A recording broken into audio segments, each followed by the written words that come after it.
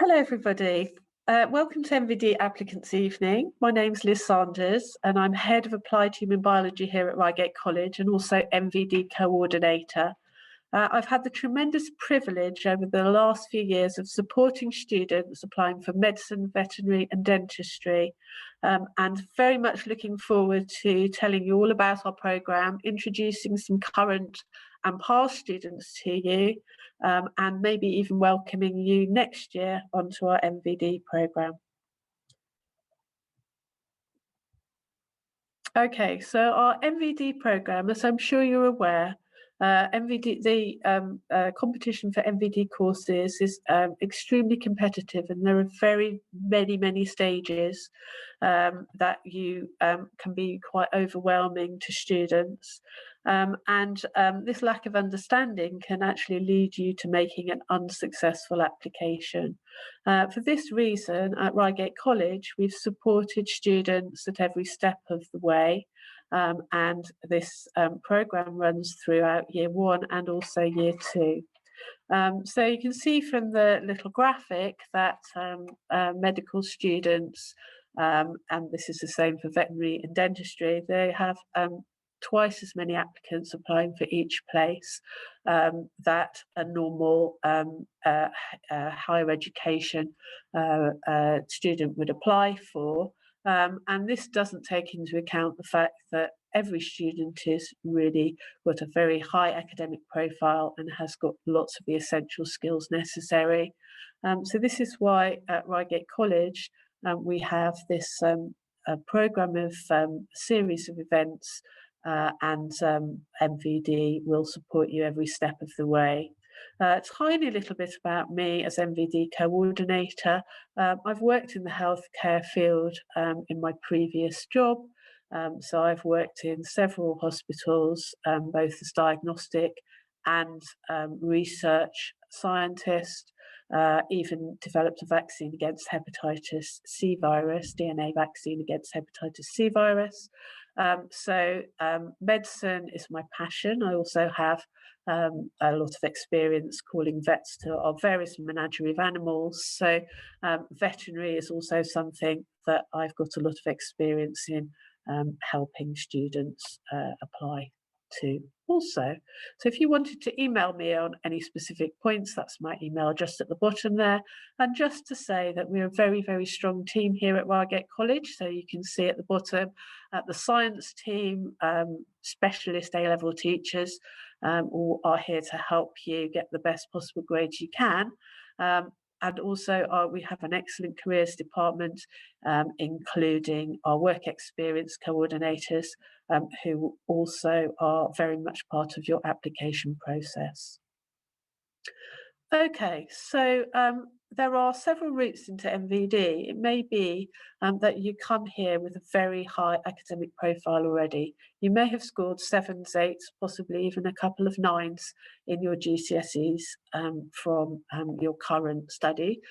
I would encourage you all to spend Easter wisely, revising for your assessments, to give your teachers that last bit of evidence to give you the highest possible grades, because that's going to be all important if you're going to be able to make a viable application. We also run biomedical society, so some students aren't quite at that level yet, so they may have 6s and 7s in their GCSEs, and they may also not be quite convinced whether they want to go into a more healthcare related field, rather than applying for pure medicine or with vets and dentists. There are also allied professional routes that you may be preferring to go into. So Biomedical Society is there for those people as well. In terms of medicine via graduate entry and veterinary and dentistry also, it may be, and we have had several successful students who have done first degree and then gone into medicine, veterinary or dentistry via graduate entry. So that is all something that we will help you with and support you with when you're here, and also advise you on the best possible route for you. There are also, you may have heard about foundation or gateway into medicine, veterinary or dentistry, and these are available for students who may have what we call widening participation criteria. So you may be the first person in your family to go to university, or the household income may be below a certain threshold level. You may be able to apply for these courses with slightly reduced grades. And again, we're here to help you make that decision as to the best route of entry for you guys. Okay, so a little bit more about the MVD pathway. I have to say that I've got a panel of students who are going to be talking through the process, both current and past students who are currently studying medicine. So, but just a little bit more from me to tell you about what the pathway will include. It's not unique to Reigate College, but there are only a handful of colleges that will provide such comprehensive programme of support for you, which lasts over the 2 years. So in year one, we'll have weekly MVD Society meetings. We'll do consider ethical issues, we'll consider hot topics in medicine, veterinary or dentistry, do all sorts of situational judgment tests, making you aware of all the essential characteristics that you need to display and evidence when you come to apply. We have talks from visiting speakers, and we're really lucky and privileged that consultants from various fields come to give you demonstrations and aid your exploration of the professions. We also have strong links with our former and current students and student ambassadors from local universities coming in to speak to you. We can also give you, with our, as always already mentioned, our work experience coordinators in careers, help with obtaining and also making the most of your work experience, and also volunteering in the healthcare industry or veterinary or dentistry. Lots of extracurricular events also, such as operating theatre live, advanced trauma life-saving, first aid training, and also admissions test preparation also. So I'm just going to show you a few pictures of our students participating in some of these extracurricular events. So Jonathan Springett, who is a consultant anaesthetist, came to give a talk about his specialty, and he was also able to allow the students to practice their intubation technique using his training dummy as well, operating theatre live. So we have the opportunity, there's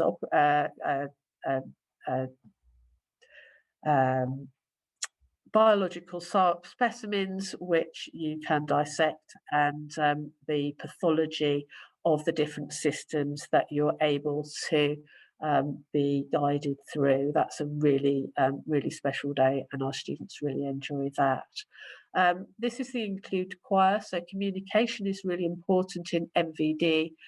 So communication in terms of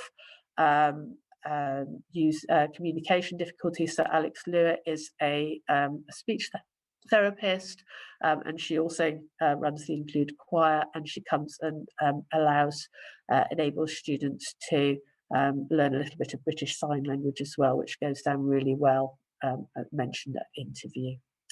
And then Amy Cook is our Surrey Vet student ambassador. She comes in to us every year and advises our veterinary students about their application. And here she is with some guide dogs that were also visiting Reigate College that day. Communication is really important in your application. So we have MVD Applicants Evening.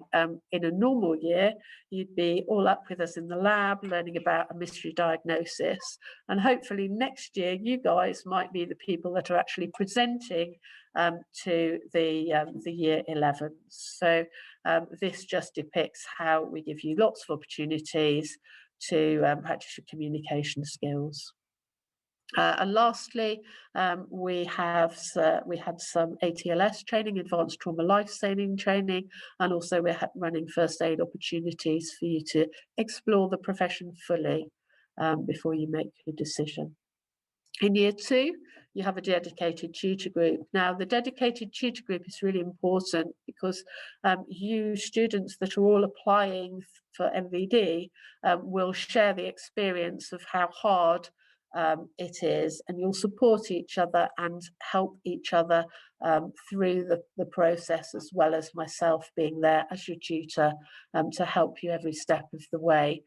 In a pastorally and also from a subject point of view. So it's very important to apply strategically. So one of our students is going to talk about that in a minute, Hannah. And then it's also important to produce a standout personal statement. So Livy's going to talk about that to you fairly soon in a minute. So you will have a weekly timetable session in year 2, and this will be dedicated to preparing for MMIs and panel interviews. More about that when you get here. The admissions tests need to be performed carefully, so you're going to get some more advice from our students about that in a minute. You'll be supported through your admissions tests during that year 2. We also give you the opportunity to have some mock interviews, preparation, multiple mini interviews and panel interview preparation, depending on which university you've applied to. So we're really proud of our students. They really are our advocates. These are students from several years, and so the top picture is our current offer holders, and then the bottom 2 pictures are previous year's offer holders, and those students, 2 of those students are going to talk to you again in a minute. Okay, so we have a wide range of destinations. So on the left, you'll see the destinations for the last few years, only the last couple of years, where students have gone on or got offers from. And then on the right are the where the vet students have got offers from the veterinary schools. Our dentists, we've got a really strong, about 7 dentists applying this year, so hopefully I'll be able to add to that list next year of MVD destinations for the dentists as well. Okay, so on now to the student perspective. We're going to hear from several of our students about the kind of process. So we're going to hear first of all from Livy, who's going to tell us all about developing the essential skills that you need for your personal statement, because you guys will have a long summer ahead, and it might be a good opportunity for you to try and get some work experience in. Okay, so it's over to Livy.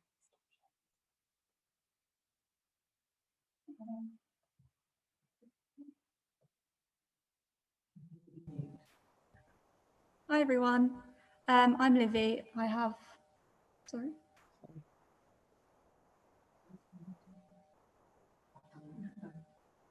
offers for medicine from Bristol, Birmingham and Sheffield. And as I said, I'm going to talk to you about personal statement today. So I'm just going to go through like the main categories of things that you should discuss and the sort of skills you should be linking in. So the first one is academic research and wider reading. So this can be like books, lectures, articles, online courses. So this is really important to show that like you're actually interested in the science behind it, but also that you have the ability to like learn independently and read around the subject. Something that you could do as well as an EPQ, which you do through Aspire. And this is just a research project that you do on a topic you're interested in, which again just shows that you have good independent learning skills. And the next thing is work experience and volunteering. So work experience will be covered later, but I'll just briefly go over it. So the reason that the admissions team ask you to do work experience is to make sure that you know like the positives and the negatives of the career, and that you know that it's for you. So clinical work experience would be ideal, but you definitely can develop like that understanding through virtual work experience, and also talks by the doctors at college are really useful in learning about like the day-to-day life of the doctor and different specialties. Volunteering is something really important that you should try and do. I think for me, this was probably the best thing I did. I volunteered at a care home, and I feel like you learn such good communication skills from it. And it also shows really good empathy and also commitment if you can do it for quite a long time. Like I did it every week for like 3 years. So if you can do it, keep up with it, and that shows really good commitment as well. Part-time jobs, I know it's not medically related, but if you do feel like you want to get a part-time job, you definitely can talk about it. You'll learn, again, communication skills, customer service, problem-solving skills. And then the final thing is extracurriculars. I think it's important not to fall in the trap of just like listing all the things you've done, because honestly, like the admission team aren't going to care that you've played football, but they'll care that you're a good team player or something. So when you're talking about extracurriculars, you need to be very specific on the sort of skills that you've learned from it. And so like DV, you might have learned teamwork skills, problem solving, instruments, you show resilience, you show manual dexterity skills. MVD, again, like you learn about ethical scenarios, you also will improve your presentation skills, which you'll need to do at uni. So for extracurriculars, I would just say limit each one to like 1 to 2 sentences, and then reflect on the sort of skills you've learned from it. And yeah, hopefully that was helpful. Thank you. Thank you very much, Livy. That was really, really informative. So now we're going to hear from Mina, who's going to tell us about work experience, gaining work experience from a medical point of view, medical student point of view. Hi everyone, I've got offers from Birmingham, Cardiff and Leicester for medicine. So I'm just going to talk about work experience and how you can reflect on it for the medics. So I think it's really important to note that as long as you reflect on what you've done and you can show that what you've learned can be applied to medicine, it doesn't really matter whether you've kind of volunteered somewhere or you have clinical work experience. So when thinking about these other ways of getting work experience, try and go for the opportunities that can give you a people-focused experience and will also help you develop the skills and values essential for a doctor. I think it's also really important to gain an insight into the realities of working in a caring profession as well. I'd also say that make sure to check Medic Portal and the Medical School Council website because they've got really good documents on COVID alternative work experience ideas. So as part of MVD, we were really lucky to have loads of opportunities that gave us a really helpful insight into the profession. So we had talks with various medical professionals that I think Liz went over earlier. We also had webinars featuring doctors on how COVID-19's affected them. And in our weekly sessions, we talked about current and pre-COVID-19 issues, which was really helpful when it came to interviews. So I think for reflecting on work experience, be it clinical or virtual, the most important thing I would say is taking notes because you will forget what you've kind of done when it comes to applying. So just at the end of the day after your work experience, just reflect on what you've seen and what you've learned. You can also use the Medic Portal question bank for for work experience to reflect on it even further, and if you need some hints or tips or questions to direct your reflection, it's really helpful as well. So when it comes to making notes, I would say there are kind of 6 things that you should really make sure that you write about. The first one would be, how does the MDT, the multidisciplinary team, interact with the patients and with each other? So what's each of their inputs into the patient's care and how do they work together to effectively work as a team and provide the best patient care? Second is, this is your work experience, so you should kind of write about your thoughts and your feelings on it. So was there anything you found interesting? Did anything kind of shock you or stand out for you? The third is qualities that you've noticed of a good doctor and where you noticed them. So examples, specific examples. And the fourth is, what skills have you learned? Maybe you saw a patient-doctor interaction and that's kind of giving you hints on how to build rapport with a patient. The fifth is, what are the challenges of a career in medicine and what skills do you have to deal with them? And last but not least is, how has your work experience motivated you to continue applying for medicine? You can also reflect on any conversations you've had with medical professionals or webinars you've watched, talks you've heard. Just think about what you've learned and why it's important. During COVID, this is what I really relied on, and unis have been really helpful by hosting a lot of talks. And if you do some research online, you'll see that there's a lot out there. I I personally use the UCL Medical Series and the Cardiff COVID lectures. Thank you. Thank you, Mina. So some really good hints and tips there from Mina. Now we're going to hear from Amy, who's going to talk to you about work experience related to a veterinary applicant. Hello, my name is Amy and I've got offers to study veterinary medicine at Bristol, Nottingham and Surrey universities. And in terms of getting getting work experience, there are some similarities with the medical profession, but there are some big differences when it comes to getting veterinary work experience. It turns out to be that a lot of the veterinary universities expect you to have a lot more work experience than some of the medical universities, because it can be easier to get some animal handling work experience, and the clinical tends to be a bit more friendly, and they tend to be a little bit more open towards having medical students in a clinical environment. So in terms of this summer coming up that you've got after your GCSEs, obviously you're going to have a very, very long summer this year. And this is actually a very helpful time to try and get some work experience in, because you'll only have really the following summer and possibly past the Christmas holidays to do some work experience following this. And some universities expect more work experience than others, like Liverpool, their minimum expected work experience is around 4 to 6 weeks. So it's really useful to get a head start on work experience at this point, and it really takes some of the pressure off the following summer. College has actually been really helpful in the veterinary work experience, in that they help us organise 3 weeks at Grimsbury College.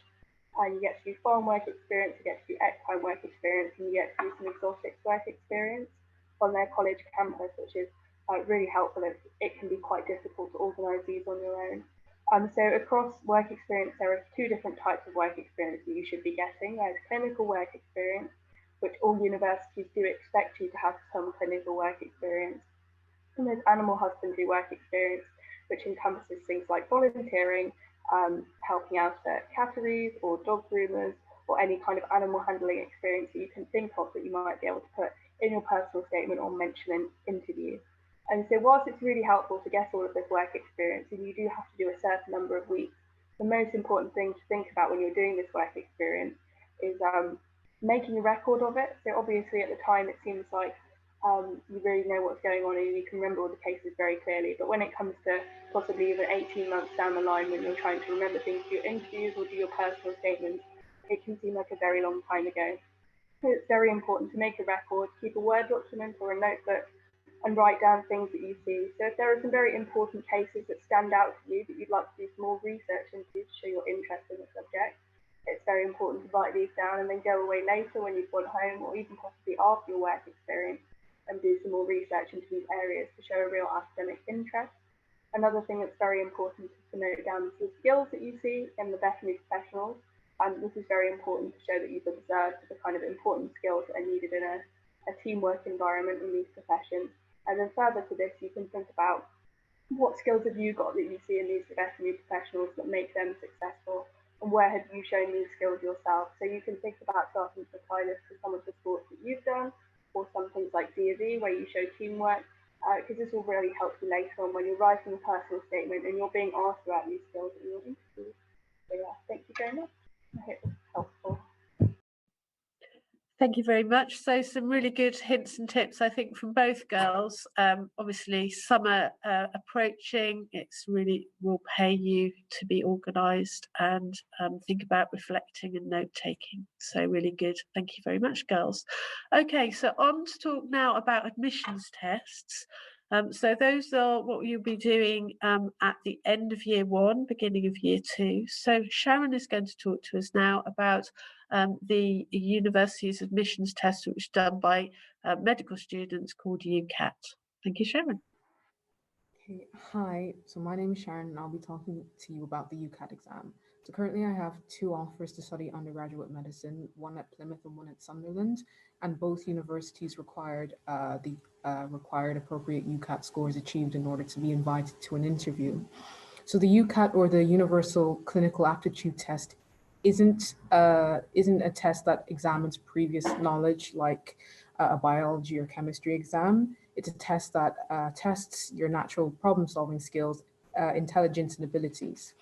So it's a 2.5-hour exam split into 5 sections: verbal reasoning, which tests how well you can understand large pieces of information and respond correctly; quantitative reasoning, which examines how well you can carry out mathematical calculations appropriately. And just to be clear, that the maths in this exam isn't anything beyond GCSE maths. Then you have decision making, which is a test which this section tests how well you can apply logic and make correct decisions. Abstract reasoning, which tests your ability to pick up on patterns and think outside the box. And then situational judgments, where you're given an ethical or practical scenarios, often related to a medical setting, and are expected to make quick and sound judgments based off of the context and information given. So for me, or for many people actually, the most challenging part of the UCAT exam is how little time you actually have to answer these questions. In the first section, verbal reasoning, you have like on average 44 seconds to answer each question, but don't let that discourage you. Personally, what I found quite helpful was seeking advice from people who've done the UCAT exam before. I watch a lot of YouTube videos for tips, and also the MVD Society has even extended an offer for us to do a discounted day UCAT course. Discounted day UCAT course where a medical student walked us through the 5 sections of the exam and gave us helpful advice on how to answer each question. What I also found helpful was having a bank of questions to practice from. The key to being confident in the UCAT is to practice and practice. And that way, your ability to answer questions quickly and process the information given to you improves. There are many resources available to practice from. There are various free and paid resources that have banks of 100 practice questions and mock papers very similar to the actual exam. So exposing yourselves to as much material as possible will help demystify the exam and make it seem accessible and achievable. Another tip I can share is to plan early and practice in advance. This isn't a test that you can fluke, because this test isn't anything like you've done before. So you can't leave it to the last minute to prepare for.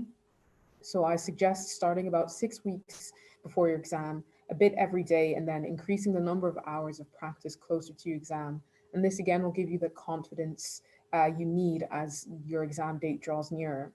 A final piece of advice I can give to you is to keep persevering. The UCAT exam isn't, like I said before, the UCAT exam isn't anything like you've done before, and it's not something you can fluke. Your results will affect what universities you can and can't apply to. And while it's not necessary to have the highest score in the country in order to be a successful medical candidate, having a higher score does widen or does increase the number of universities you can apply to. So you'll have more options that way. So prep for the UCAT is very challenging. And when you start practicing initially, you'll probably feel like there's times you want to give up. But those are the times when you need to remember to keep going, and that way you'll see it through. So I wish you the best if you do it, and thank you for listening. Thank you very much. Very wise words there from Sharon. With medicine becoming increasingly competitive, the UCAT score is becoming very, very influential. So really good advice there from Sharon. So now we're going to hear from Gregor, who's going to tell you about the other admissions test that you might choose to do, which is called the BMAT. So thank you, Gregor. Okay, hello, I'm Gregor. I've got offers to study medicine at Leicester, Bristol, Aberdeen and Cambridge, and I'll be talking to you about the BMAT. So the BMAT stands for Biomedical Admissions Test, and it's an aptitude test that you'll have to do if you're applying to one of 7 specific medical schools as a UK student. So these are Oxford, Cambridge, Imperial, UCL, Lancaster, Leeds and Brighton and Sussex. It's way down the line. You'll sit it in the November of your second year at Reigate College, but it's obviously good to be aware of it and how you might go about tackling it. So there are 3 sections to the BMAT. It's 2 hours in total. You've got section 1, which is 1 hour. It's 32 multiple choice questions, which will test your verbal reasoning and problem solving skills. Then you have section 2, which is half an hour. It's 27 questions, so it's very time pressured. And this will test your GCSE/AS level sciences and maths. It's again multiple choice. You'll be able to find all of the different things that it will cover on the Assumed Knowledge Guide, which is published by the exam providers, and that can be a really useful tool to see what different science and maths you need to know. And then section 3 is an essay section where you'll have to write a short essay about a topic that you'll be given in the one of 3 topics that you'll be given in the exam, and that can range from anything sort of philosophy, medical ethics, or science. And so I'll come on to how you can prepare for that. So how you can prepare for the BMAT. Section 1 is really about time practice, and much with the UCAT, as Sharon mentioned, it's about familiarising yourself with the types of questions that you might come up against. It's quite different from other exams you'll have done, so it's really good to get as much time practice in as possible. Section 2 is where MVD can be really, really useful for preparing. You can talk to fellow BMAT students about how they're preparing and help them study with them. You can ask Liz perhaps to set up perhaps a meeting with a physics teacher, because many of you won't do physics if you're doing a biomedical degree, and that can really help cover some of the subjects you might not have done for a while. Section 3 is, again, MVD can come in very useful, because when you write your practice essays you want to do under time conditions, again, that's such a key part of practice. You'll want to maybe send them off to Liz to have a quick, get some feedback on what you need to be doing better, because it can be quite difficult to know how to improve. So that's just a brief covering of the BMAT. Of course, you'll go into more detail if you do decide to apply to one of those universities, but thank you for listening. Thank you very much, Gregor. And yes, we do welcome reading the odd ethics essay in MVD tutor. And also Gregor mentioned very much about the collaboration between those of you that are applying, being together in that MVD tutor group, so you can all discuss how you're preparing and support each other. So really important. Okay, so now it's on to Hannah, who's going to talk to us about that all-important process of choosing a medical school and applying strategically. Now, this will also be relevant to vets and dentists applying as well, but Hannah's going to talk from a medical perspective. Thank you, Hannah. Hello everyone, I'm Hannah. I've got offers for medicine from Imperial, UCL, King's and Queen Mary's. So as Liz said, I'm going to be talking about the process of choosing your medical schools. So first of all, I think it's important to consider your personal preferences, as there are 33 medical schools in the UK. So doing this can just help narrow down the ones that you're interested in. So for example, you might want to look at the teaching style of the course, so you can choose ones that are most suited to you. Once you've done this, I recommend going on the websites of the medical schools you are interested in and looking at their selection process, as the most important thing is to apply tactically. Every medical school has a different selection process when deciding who they're going to interview.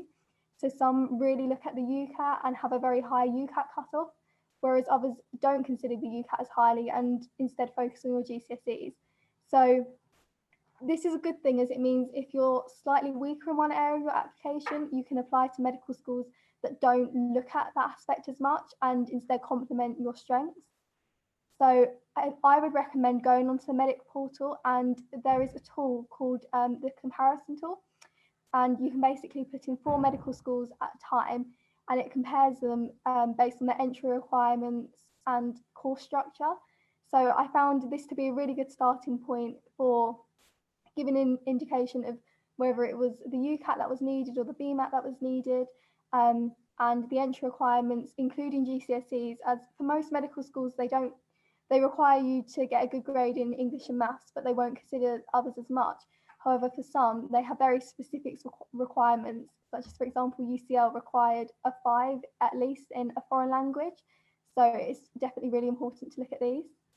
As well as this, I'd really recommend looking to see if you're eligible for any contextual offers. For me personally, I did meet the widening participation criteria, and this has meant I've had offers reduced from A-star AA to AAB, which is quite significant. And some medical schools will give you offers of ABB or AAC. So these are really quite significant jumps, which can really help if perhaps you don't get the predicted grades you're hoping for, or even if you do, it can just offer a bit of a safety net and maybe put this option as your insurance score. I found MVD to be really helpful in this whole process of looking at which medical schools to apply to, as you're surrounded by other people going through the same process as you, which sometimes can be really overwhelming. So it's nice to have other people that you can relate to and support one another.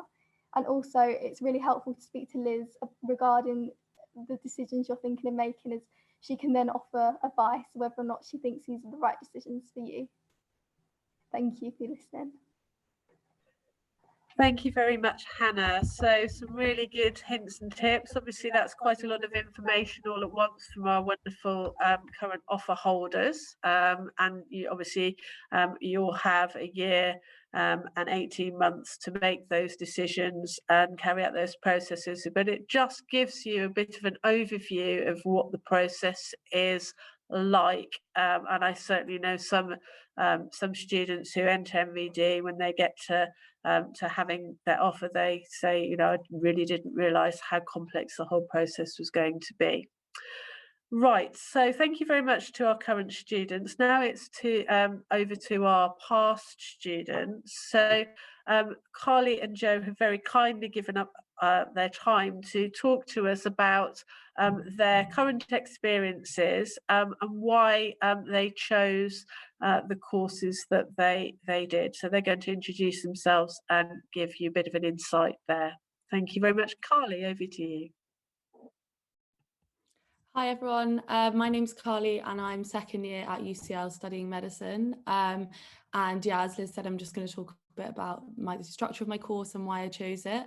So I think it's really important when you're applying strategically, as they suggest, but also just to look at the structure of the course and how you want to be taught.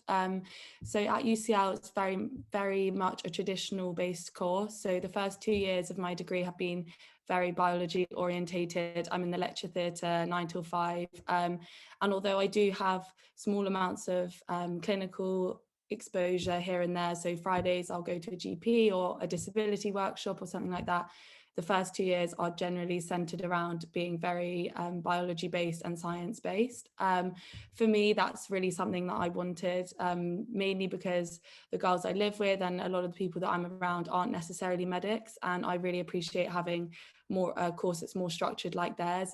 So I'm not doing shift work or in the hospital all day. I'm generally in the lecture theatre, similar to everyone around me. And then in third year at UCL, there is a compulsory integrated Bachelor of Science, and this is definitely also something to consider. So a Bachelor of Science is essentially a year out of medicine, and it gives you an opportunity to research any area of medicine, or it can be quite loosely related to medicine that you're really interested in. So my third year next year is going to be based around women's health, as this is something that I found really interesting this year. And yeah, so you basically do a year out and you get to pick a title for a dissertation, and you spend the year focusing on a smaller amount of the biology that you've looked at in the first 2 years. So for UCL, this is compulsory, but for most other unis, when you start looking, most of them will offer it as an option. You can go elsewhere to other universities or stay at the one that you've done your first 2 years at. And the year that you do it in really depends on the university as well. So that's all definitely something to consider. And then for me, my years 4, 5 and 6 are very much clinical based. Although I do have some lectures in 4th year, my 5th and 6th year are mainly rotations around hospitals. And this is something that I'm really excited about, and also part of the reason that I chose UCL and being in London. I think location is also something to think about. I was really keen to be in London, partly because I really love London and I love being there, but also the standard of teaching is amazing. And because we're linked to 3 hospitals, the Royal Free, Whittington and UCLH, it means that the teachers that are teaching you in the lectures are the specialists in their field. They've come from their radiology shift and they've come to teach you that lecture for that hour.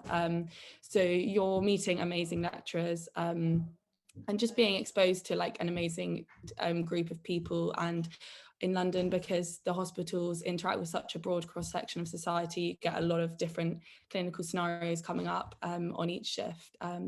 So yeah, in summary, I think just definitely look at the structure of the course and whether you want it to be more integrated with clinical teaching from the start, which lots of people do, or whether you want it to be a bit more like UCL, where you're very much science-based and learning the science from the beginning, and then they introduce the clinical years later on. And then additionally, as I mentioned, look at the integrated BSc, because obviously for me it's compulsory, so if you're not interested in doing one, it might not be the best place to go. But yeah, good luck, and I hope this is helpful. Thank you. Thank you very much, Carly. So that's now over to Joe to talk to us about where he's studying Brighton and Sussex Medical School. Thank you. Hi, yeah, I'm Joe. I'm a second year at Brighton and Sussex Medical School, and our course is a little bit different to Carly's. It's a bit more integrated. So like in the first year, they kind of throw you into clinical stuff a little bit more. And it's similar as well, because we have a lot of lectures around like the theory and stuff, but then they try and get 1 or 2 days a week where you're in hospital or GP surgery, for example.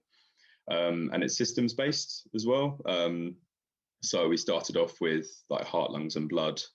And then we went into like gastrointestinal, we went into neurology, and then we've just finished endocrinology and gynecology, which is really interesting. And the way the terms work in terms of them being integrated is that they'd start off with the basic theory, and then within the weeks they would introduce some clinical skills surrounding that. For example, like a neurological history, for example, or a neurological exam. And then towards the end of the term, they try and bring it all together. Which is what attracted me quite a bit, when this is what they emphasised at the open days and things. Yeah, and in the 3rd year, next year, we'll be going into hospitals on different wards and stuff. So we'll be doing 3 rotations of things like medicine, surgery, and then elderly medicine and psychiatry as one together. Which is really cool. And the 4th year will be a bit more, 4th and 5th years will be basically just in hospitals as well, which is definitely what attracted me to it, because it's like really clinical based. And there's throughout the 1st and 2nd year, they do dissection, and like you can work on cadavers and stuff. And they also do SSCs. I think that's in quite a few medical schools, but they let you choose something that's a little bit different to medicine, and you can just focus on something else over the break. From it's like maybe on a Wednesday morning or something. So yeah, no, it's good. It definitely look at what you can get into. I think that's the main thing. That's the main thing I sort out first. But if you're able to get more than one offer, or if you're able to get an offer at all, then definitely consider the location, what type of course is going on, and what, like Carly says, what the options are for perhaps the integrated BSc and things like that. So thank you. Thank you very much to both of you. Fascinating insight into life as a medical student, and I'm sure our current offer holders are really excited to hear about what they'll be doing next year once they get their grades. So I'd just like to ask you, as you're listening to our current offer holders' advice, is there anything that you do differently, or any particular advice that you would give to our MVD applicants this evening? Maybe Carly first. Yeah, I think it's really important to bear in mind there's been a lot of information, even in this hour we've been sat here, and it can feel really overwhelming. And I know that I definitely felt like that at times. It felt like I was just one thing after another. You'd finish something, and then there was another hurdle and another hurdle. And although it's really important to be aware of all the stages, because it is a long process and it is difficult. So make sure you're organized and know all the processes, but also just make sure that each time something's coming up, really focus on that, and just put your focus on achieving that, getting over that hurdle before you're looking to the next one. Don't let yourself get overwhelmed with, you know, looking to the next 4 things ahead, look to the one ahead and think, what have I got to do to pass this or to increase my chances of getting in to do this, and then move on to the next. Because I know that's sort of something that I had to learn, and I found that the most valuable thing. Look forward to the UK CAT, and then once you've done that, if you want to do the BMAT, look forward to that, instead of thinking, oh, I've got to do the UK CAT and the BMAT and my personal statement and all these things. So yeah, I think that's really important. Just remember that you're definitely capable of doing it. It's just about getting over the hurdles one by one, and you'll be one step closer and at the end before you know it. So yeah. Thank you, Carly. So that's really, really excellent advice. And I think excellent advice for coping with all the things that occur in life anyway. Thank you very much for that advice. Joe, have you got anything to add? I'd say maybe, like, of course, there's loads of hurdles, and they're hard. I mean, that's the nature of it. But I think maybe the hardest one for me was just maintaining the workload to achieve the A levels we needed. I mean, that will be just maintaining hard work throughout the 2 years. But yeah, just make sure to put your subjects first, in a sense. I'm not sure if that's the right thing to say, but yeah, it was definitely keep at it.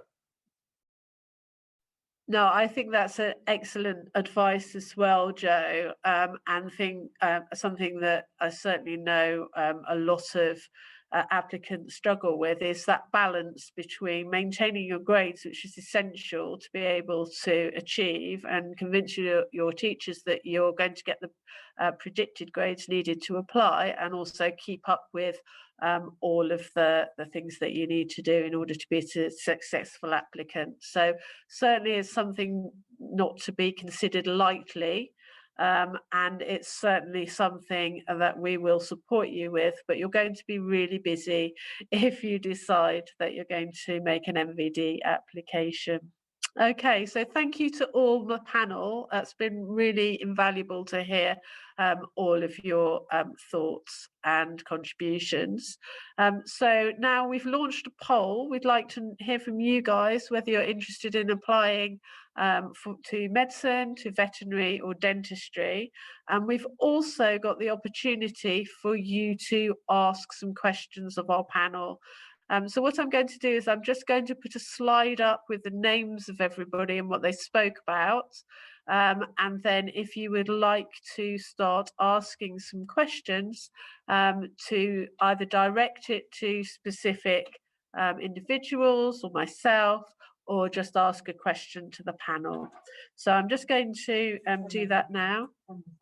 Oh, yeah, 10 more seconds for the poll. Okay, so can you just do the poll first of all, and then I will share a slide with you with the names of everybody on the panel.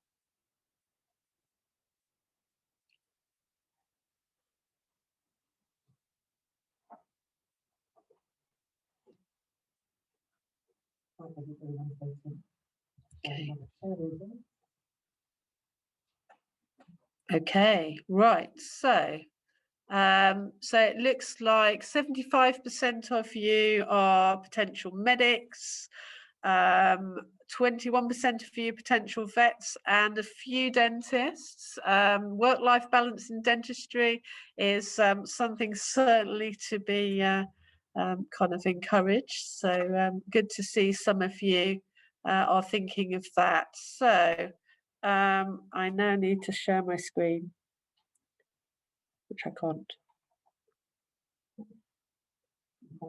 No. Sorry. So if you'd like to be coming up with your questions for the panel, and I will be asking them shortly.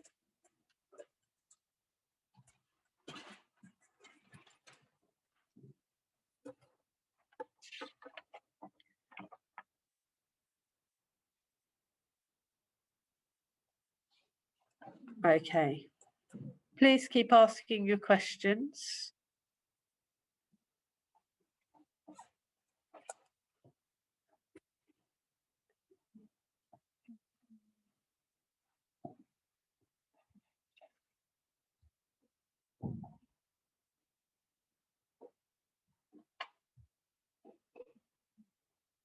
Okay, that's fine. Yeah. Okay, so I'm just going to put the names of everybody that's spoken today up. There's some questions coming in, so you've all been very busy. The first question is from me, really. So the first question is, how do you apply for the MVD programme? Okay, so when you come to enrol in September, when you make your enrolment at Reigate College, if you have a good academic profile, so if your GCSE scores are mainly 7s and 8s, very few 6s, then you will speak to me or somebody else who will offer you the potential to join the MVD programme. So that will all happen at enrolment. If you're a little bit worried about your GCSE results and you'd like to talk to me about that, then please do email me at liz.saunders@reigate.ac.uk and I can advise you appropriately, but that will all happen at enrolment. Okay, so how many students do we normally get on the MVD programme? So year one, we normally start with just around 20, maybe a couple more, maybe 22, a nice classroom full, slightly bigger than our normal class sizes. And then our second year tutor group, those people who've decided not to apply, our second year tutor group has got 14 students in this year. So there we go. What webinars do you remember? Okay, so I'm going to give this question to Mina. Okay, this is a question for you, Mina. So what webinars do you recommend to prepare, and any other top tips? So what webinars do you recommend, Mina? So I personally used the... Sorry. I'll just mute this. Go on. I personally use the UCL Medical Sciences series and the Cardiff COVID lectures.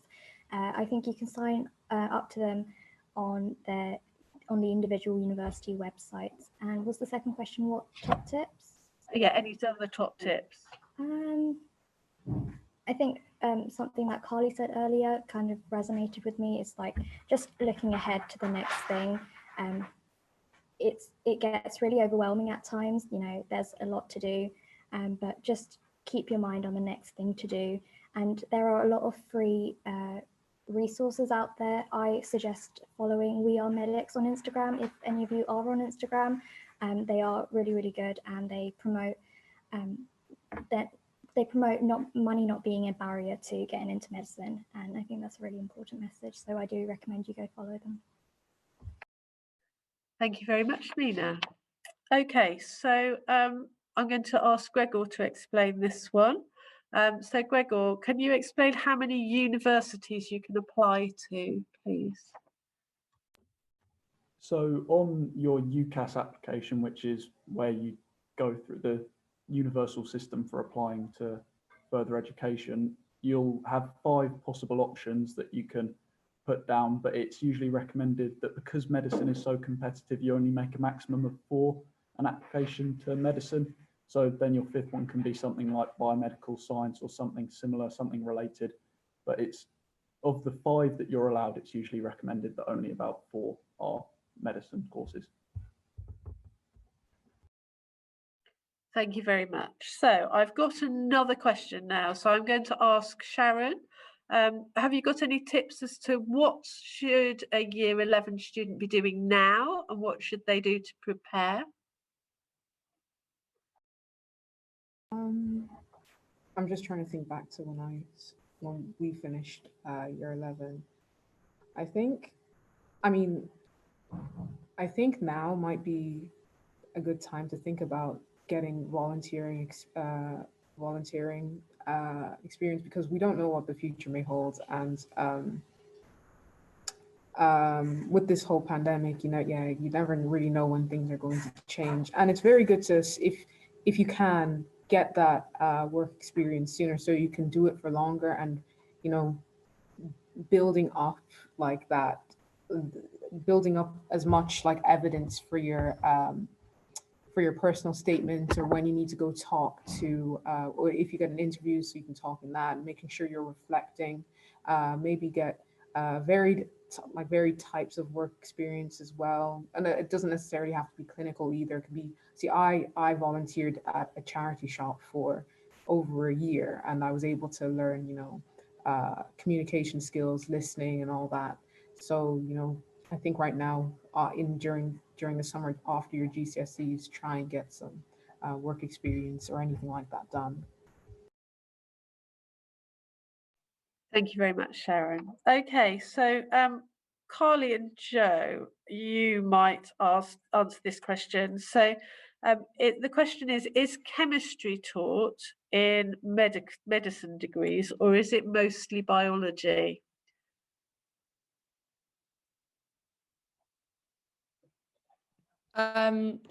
Yeah, I didn't mind answering. So for me at UCL, the requirement was chemistry that you needed an A star in, and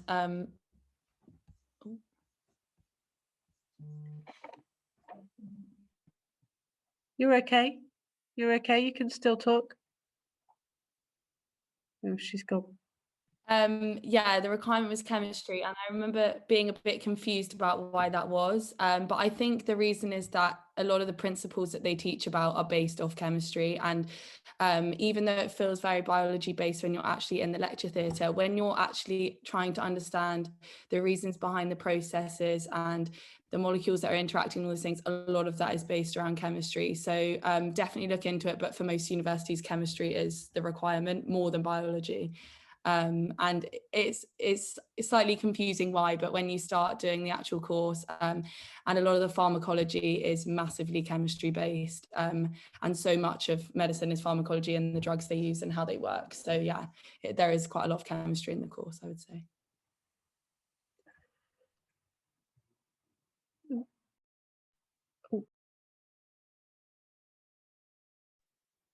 Sorry. Okay, thank you very much, Carly. That's really useful to hear. Yeah, chemistry. We get the impression that chemistry is the sometimes the one, or mostly the one, that they will insist that it's the higher grade. So if it's AAB, they'll want the A in chemistry. Chemistry is all important. I've got a question. Do I need to do maths along with biology and chemistry for med school? So definitely chemistry, definitely biology. There are a couple of med schools that don't require biology. Your third, physics, maths are very safe bets. However, lots of medical schools now don't require science or maths as the third subject. So we've had lots of successful applicants applying with history, with English, with psychology as their third. If you want to be really, really kind of confident when you make your A-level choices, ask to talk to me at enrolment, but also have a look at the Medic portal or the individual medical schools for absolute requirements for A-levels. If you're considering taking something as your third A-level that's not science or maths, certainly I know lots of students have got in with a humanities. It shows breadth as well. I think Carly and Joe, you both did sciences and maths, didn't you? Amy, so you're doing history as your third. Sharon, your sciences and maths. Hannah, you're doing 4. Yeah, I don't do maths or physics. I do biology, chemistry, psychology, and English. So I do a humanity, and psychology is a science, but it's more of a humanities-based science. I haven't found it disadvantaged me. I mean, maybe slightly with the BMAT. I think it probably would have been helpful to have done maths or physics, so then I would have had more knowledge on section 2. But in general, when applying, I don't think it really put me at a disadvantage. I think choose your third option based on which one you think you're going to get the highest grade in. Yeah, I certainly think that's very good advice. Thank you very much, Hannah. I've got a question here about should we do BMAT and UCAT? So applying for medicine, you don't need to worry about that at all yet. Okay, so when you are kind of the answer to the question is if you want to go to, particularly want to go to a BMAT university, then obviously you need to do the BMAT. Everybody should do the UCAT, and then if you get a disappointing result for the UCAT, some people decide that they'll do the BMAT in addition, but that's really nothing to worry about at the moment. Most important thing is get those GCSEs up to the next level. Okay, so what sorts of clinical work experience can you do? So Livy, could you tell us a little bit about clinical work experience? Okay. So clinical work experience is like in a hospital or a GP for medicine. It can be quite hard to find. So I had 1 week through my old school, which they sorted out for me at Epsom Hospital. And I did have some more plans that got cancelled. So I'd say how to get the work experience, it is quite difficult. Check all of the hospitals around you. So I think it's Red Hill Hospital have a program that you can apply for to do a week, and you could find like any emails of if there's any like work experience coordinators, or ring them up. GPs do the same, try and find some like emails or phone numbers, and then if you're lucky enough to know somebody that is a doctor, you could ask them. So I have like a family friend that's a GP, so I was able to contact her and get a week with her. It got cancelled, but so I would just say check all of the like local GPs and hospitals and see if you can find an email on the website. If you can get clinical, it's ideal, but don't worry if you can't, because it is hard to find. Thank you very much, Livy. Okay, now I've got a question here about what percentage of Reigate College students who apply for veterinary science get a place. I think I have to say 100%. So thank you for asking that question. And lots of them get more than one offer. So yeah, we've got a very strong, we invite people onto the programme, we support people on the programme that we feel are academically capable and going to get the predicted grades, and then making sure that people have got the necessary skills. So yeah, I think that's the only answer I can make really to that. Is yeah, all of them have got in so far. Okay, so what A levels are needed for a biomedical degree at uni? So again, you would be definitely chemistry and biology, and then another third subject. So you know, maths would help, physics would help, but you can get in with other subjects. Also, you can get into biomedical science degree with applied human biology BTEC as well. So that's something to consider.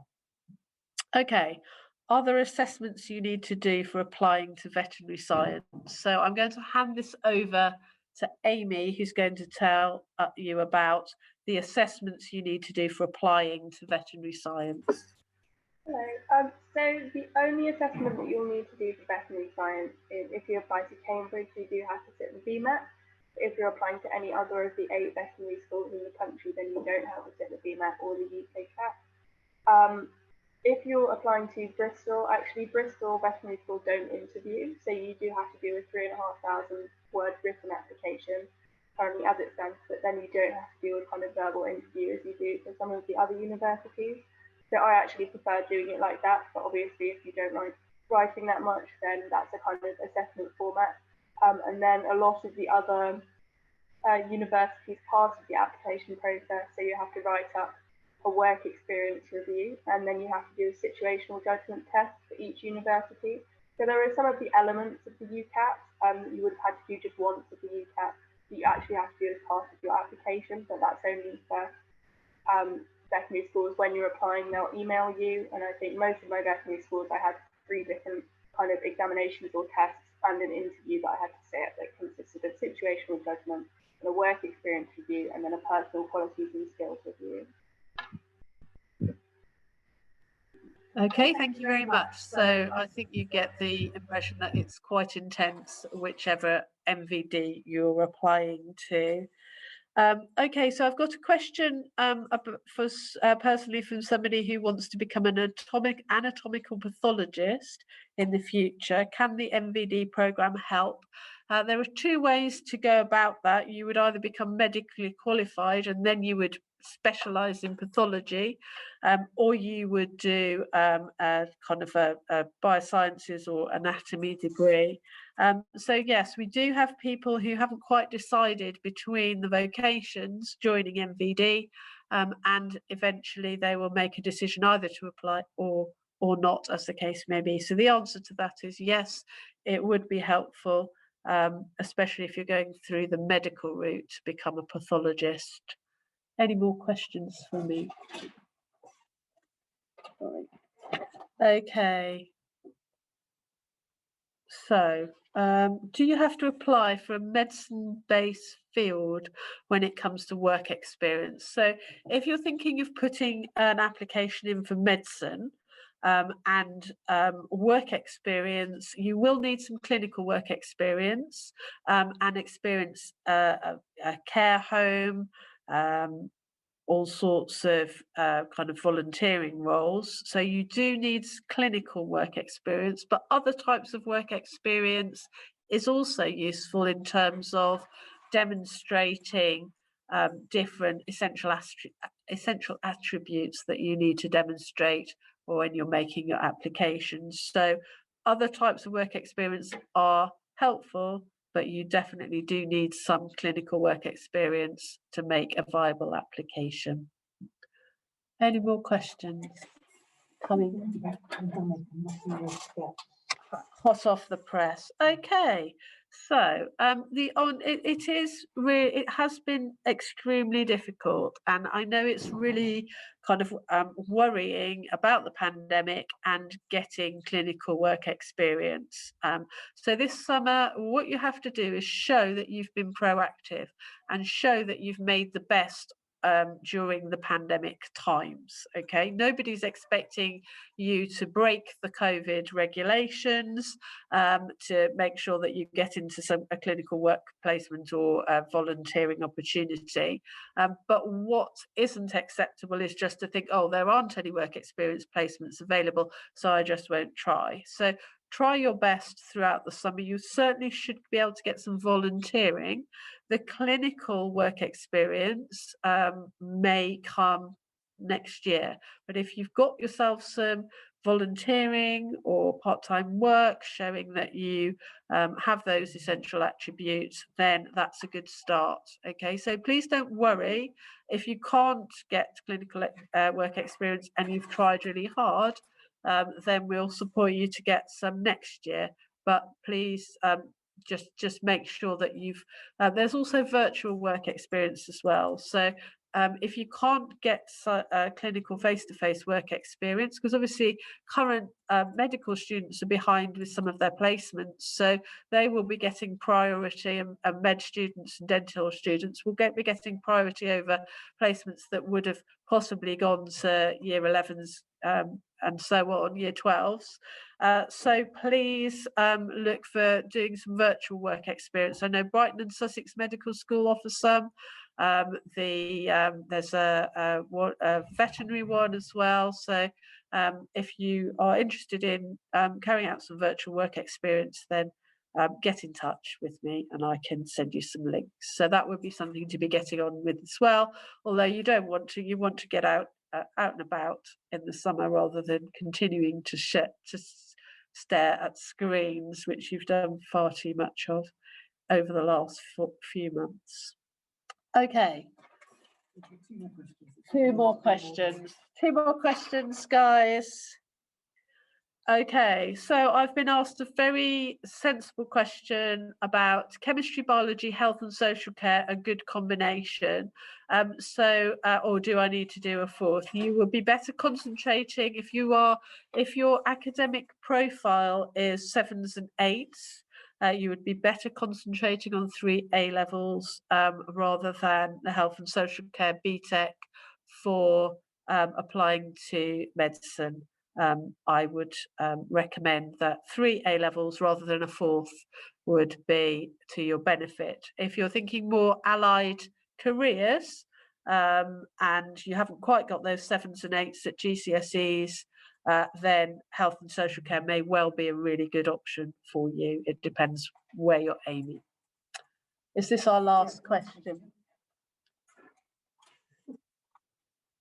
Oh, okay. We won't make you apply. Okay, so I've got a question which happens a lot. So what happens if after 1 year of MVD I find it's not for me? That's sort of part of the reason that we run MVD, and also that you're required to explore your profession. If you decide that that's not for you, then that's better than getting to the end of a 5-year degree and actually not practicing medicine, veterinary or dentistry. So if you get to the end of year 1, then you choose to go into a tutor group where you will apply for another degree, and that's a well-worn track, and a lot of people, you know, we start with 20, maybe have 13 or 14 applicants at the in year 2, so don't worry about that at all. Okay. That's it. So thank you so much for being so proactive with your questions. Remains for me to thank our panelists yet again. You've been absolute superstars. Really lovely to see our former students, and thank you so much for your input.